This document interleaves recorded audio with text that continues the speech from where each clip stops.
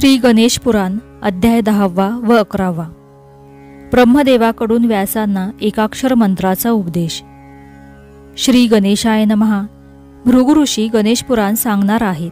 हे वर्तमान श्रुत होताच त्यांचे शिष्य, पुत्र, च्यवन व आश्रमवासी जन तेथे उपस्थित झाले.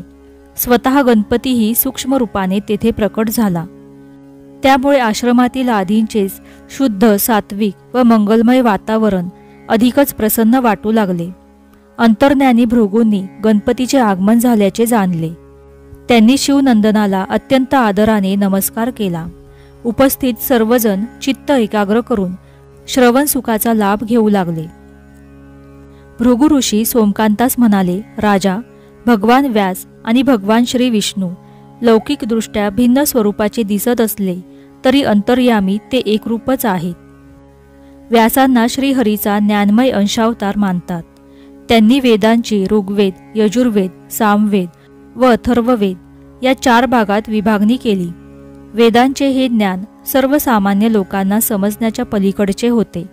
त्यावर उपाय म्हणून आपण पुराणांची रचना करावी व त्यांतील प्रसादिक कथा निरूपणातून लोकांना जीवनाविषयक तत्वज्ञान सोपे करून सांगावे. तसेच त्याद्वारे मोक्षदायक उपासना मार्गाचा उपदेश करून लोकोद्धाराचे महत्कार्य करावे असा विचार त्यांच्या मनात आला. पुराणांची निर्मिती करताना त्यांनी कोणत्याही देवतेचे स्मरण केले नाही. त्यामुळे वेदांची व्याख्या करण्याइतकी कुशाग्र असलेली व्यासांची बुद्धी स्तंभित झाली. पुराणांची निर्मिती कशी करावी हेच त्यांना कळेना. ते विचलित झाले. आपली मनस्थिती अशी का झाली हे जाणून घेण्यासाठी ते सत्यलोकी गेले. ब्रह्मदेवाने व्यास महर्षींचा आदर सत्कार केला. त्यांना आगमनाचा हेतू विचारला. व्यास म्हणाले, हे विधी, कलियुगात मानवी प्रवृत्ती जडत्वाकडे झुकत आहेत. पापाचरण करताना त्यांना काहीही वाटत नाही. ते नास्तिक होत आहेत. ते वेदांची निंदा करतात. कसलाही विधी निषेध पाळत नाहीत. हे सर्व पाहून मी अगदी व्यथित झालो आहे. लोकोद्धारासाठी त्यांना सदाचार व मोक्षमार्गाचे ज्ञान देणे गरजेचे आहे असे मला वाटते. त्यांना वेदांचे तत्वज्ञानही सोपे करून सांगण्याची गरज आहे. त्या संदर्भात सर्वंकष विचार करून मी पुराणांची रचना करावी असे ठरवले. पण मला काही सुचतच नाही. मी दीडमूठ झालो आहे.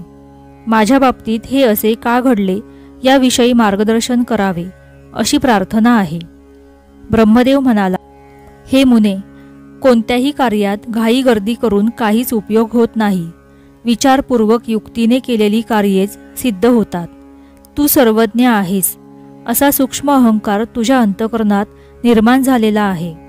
त्यामुळे पुराणांची रचना करताना तुला आद्य पूजनीय महागणपतीचे विस्मरण झाले. तू अन्य देवांचेही स्मरण केले नाहीस. अरे, गणपती हा सृष्टीचा निर्माता आहे. तो चराचराचा स्वामी, सर्वार्थाने समर्थ व अत्यंत मंगल करणारा आहे. मी स्वतः विष्णू, शंकर, इंद्रादी देव व दिक्पाल असे सर्वजण त्याच्या आज्ञेनेच त्याने नियुक्त करून दिलेली सृष्टीतील आपापली कार्ये करतो. गणपती सिद्धिबुद्धीचा दाता आहे. त्याचे स्मरण केल्याने, त्याला शरण गेल्याने सर्व विघ्नांचे निरसन होऊन कार्यसिद्धी होते. म्हणून तू भावभक्तीने त्याची आराधना कर. तोच तुझा संकल्प तडीस नेईल. अन्यथा हजारो वर्षे प्रयत्न करूनही तुला काहीच साध्य होणार नाही. ब्रह्मदेवाच्या बोलण्यातून बुद्धिभ्रम झालेल्या व्यासांना काहीच अर्थबोध झाला नाही. ते म्हणाले, हे प्रभो, आपण काय बोलता? मला काहीच समजत नाही. हा गणपती कोण आहे?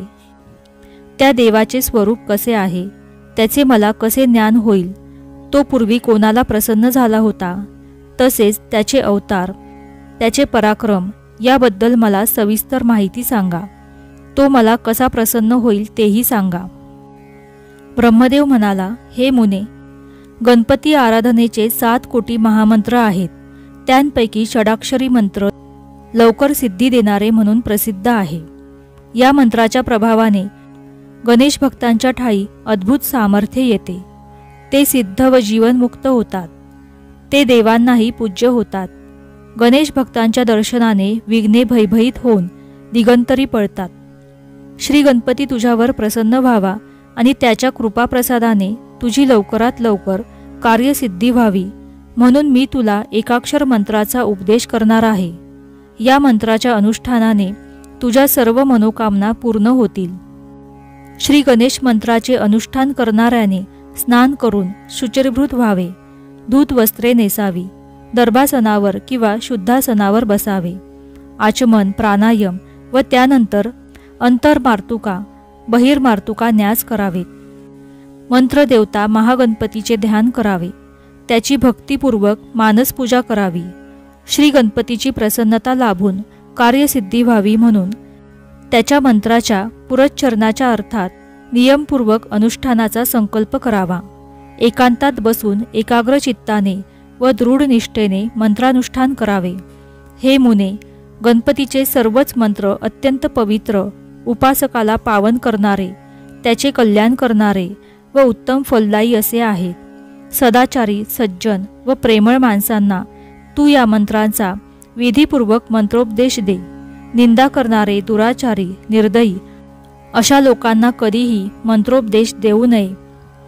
गणपतीचे महात्म्य फार थोर आहे.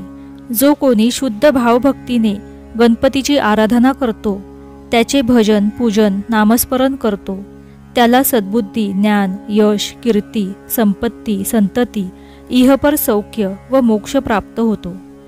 त्यानंतर ब्रह्मदेवाने व्यास महर्षींना ओम या एकाक्षर मंत्राचा उपदेश केला.